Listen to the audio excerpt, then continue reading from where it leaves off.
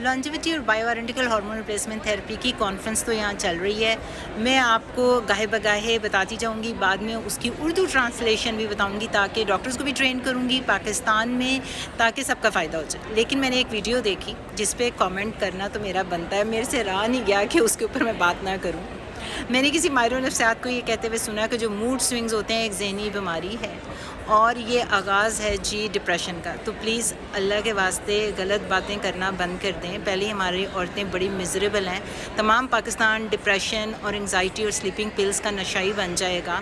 Mood swings जो होते हैं वो हार्मोन के इम्बैलेंस की वजह से होते हैं। पेरीमेनोपॉज, मेनोपॉज में 38 ईयर्स के बाद अगर आप पेरीमेनोपॉज में चले गए, इरिटेबिलिटी, मूड स्विंग्स, कभी खुशी कभी गम, बार बार मूड बदलता है, कभी किसी से झगड़ते हैं, किसी से लड़ते हैं, बच्चों को फैंटी लगाते हैं, ये हो रहा होता है जी एस्ट्राडायोल की कमी की वजह से। इसकी अंडरलाइंग रीज़न जो होती है हार्मोनल इम्बैलेंस होता है, आदमियों में भी होता है। लो टेस्टोस्टेरोन की वजह से वो औरतों की तरह उनके मूड स्विंग्स आना शुरू हो जाते हैं, लेकिन वो बड़ी कम परसेंटेज होती है। तो टेस्टोस्टेरोन की कमी की वजह से और एस्ट्राडायोल की कमी की वजह से मूड स्विंग्स आते हैं। ये कोई ज़हनी बीमारी नहीं है, ये कोई डिप्रेशन का आगाज़ नहीं है।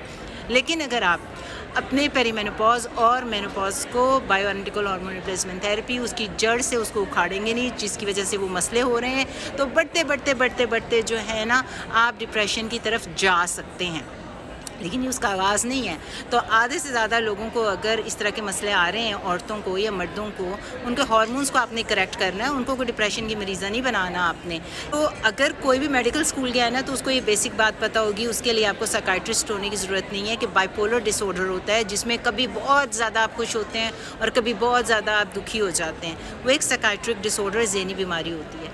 इस तरह जो डिप्रेशन होता है वो डिप्रेसिव डिसऑर्डर, उसमें आपके मूड बहुत ज़्यादा खुशी और बहुत ज़्यादा गम वाले नहीं होते। मेजॉरिटी टाइम पे जो होता है ना, मेजर डिप्रेशन के अंदर अगर हैं तो आप सैड ही रहेंगे, आप दुखी ही रहेंगे। बेहतर हो सकता है थोड़ा सा mood depending on the time of the day कि आपके अंदर क्या चल रहा है। और दूसरी बात ये जी कि जो आयरन की कमी हो जाए या वाटर न्यूट्रिशन की कमी हो जाए तो वो अनीमिया कहलाता है। और अनीमिया जो होता है ना, वो आपको थकावट देता है। जब आप थके हुए रहेंगे तो आपको काफ़ी ऐसी चीज़ें होना शुरू हो जाएंगी जिसकी वजह से आपको लगेगा कि आप हर वक्त बैड सैड मूड के अंदर हैं। तो आपके अंदर कोई न्यूट्रिशनल डेफिशिएंसी, आप सो नहीं रहे, आपका जो गट बायोम होता है जिसे हम कहते हैं कि जो आपका गट होता है उसके अंदर जरासीम होते हैं, उसका फ्लोरा भी जो है आपको नॉर्मल रखना है, आपका स्लीप साइकिल अच्छा होना चाहिए। लेकिन ये जो मूड स्विंग्स होते हैं ना, ये आपको हार्मोनल इम्बैलेंस की वजह से आ रहे होते हैं। तो प्लीज़ अगर आप सोशल मीडिया पे हैं तो आप बिल्कुल सही नॉलेज अपने पाकिस्तानी लोगों को दें, ये उनका हक बनता है। प्लीज़ अपनी रिसर्च कर लें। मूड स्विंग्स के लिए बायोआइडेंटिकल हार्मोन रिप्लेसमेंट थेरेपी देना शुरू कर दें। वो ज़हनी बीमारी नहीं है।